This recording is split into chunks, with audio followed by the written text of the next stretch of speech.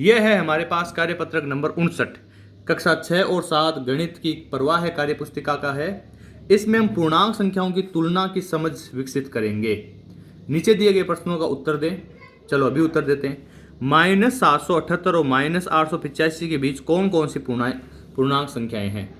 तो देखो, आपको ऐसे तो पता ही है कि 878 के बाद में आता है 879 या 89, और फिर 880, 881, 882, 883, 884।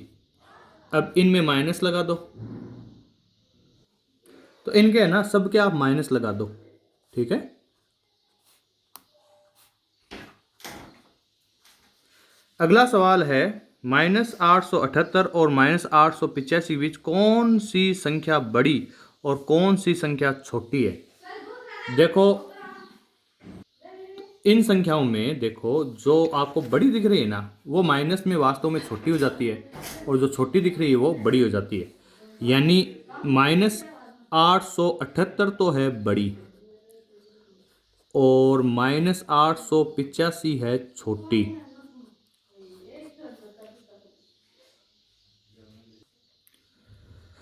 ठंड के एक विशेष दिन में भारत के 5 स्थानों के तापमान के आंकड़ों की सूची इस प्रकार है।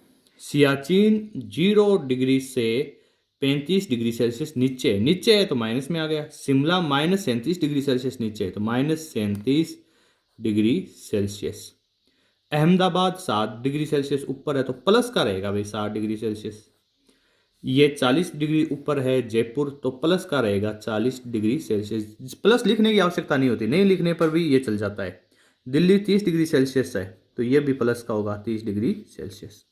अगला सवाल है, कै कौन सा स्थान सबसे ठंडा है? जो माइनस में सबसे बड़ी संख्या है वो ही सबसे ठंडा है। माइनस में सबसे बड़ी संख्या हमारे पास किसकी है? शिमला की है। और कौन सा स्थान सबसे गर्म है? प्लस में सबसे बड़ा कौन है? जयपुर। जयपुर राजस्थान में अपने, इसलिए ये गर्म भी रहता है। आगे देखो, सवाल नंबर 3। दी गई पूर्णांक संख्याओं को आरोही क्रम में लिखें। आरोही क्रम का मतलब छोटे से बड़ा। ठीक है, सबसे छोटा वो होगा जो माइनस में सबसे बड़ा होगा, यानी माइनस के 435।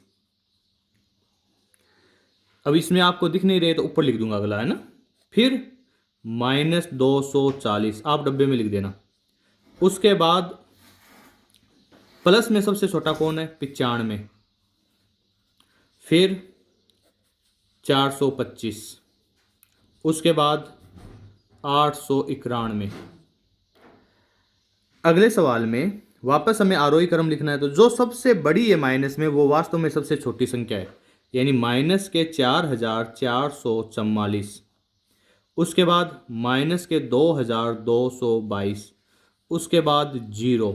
उसके बाद 333 प्लस वाले, और उसके बाद 1111। ठीक है। इससे अगला सवाल देखो, सवाल नंबर 4। दी गई पूर्णांक संख्याओं को अवरोही क्रम में लिखिए। अवरोही में क्या होता है? पहले बड़ा फिर छोटा। तो सबसे बड़ी संख्या वो होगी जो प्लस में सबसे बड़ी है, और सबसे बड़ी कौन सी है? 54 डिग्री सेल्सियस। तो 54 डिग्री सेल्सियस। उसके बाद माइनस में जो सबसे छोटी है वो वास्तव में सबसे बड़ी है, -2 डिग्री सेल्सियस। इसके बाद -13 डिग्री सेल्सियस। उसके बाद -57 डिग्री सेल्सियस। उसके बाद -100 डिग्री सेल्सियस। यहाँ पर वापस यही सवाल है। तो प्लस में सबसे बड़ी संख्या इसमें देखो, यह है 7111। उसके बाद हमारे पास है 1711। उसके बाद हमारे पास है 1117। उसके बाद है 117। उसके बाद सबसे छोटी वो होगी जो माइनस में 1711। अगला सवाल है हमारे पास, निम्नलिखित कथनों के लिए सत्य अथवा असत्य लिखें। 2 ऋणात्मक पूर्णांकों का गुणनफल धनात्मक होता है। बिल्कुल सही बात है। माइनस को जब हम माइनस में गुणा करते हैं तो हमारे पास प्लस की संख्या आती है, ये सही बात है। शून्य एक ऋणात्मक पूर्णांक है? नहीं भाई, शून्य न ऋणात्मक है न धनात्मक है। शून्य एक चिन्ह निरपेक्ष पूर्णांक है, तो ये असत्य बात है।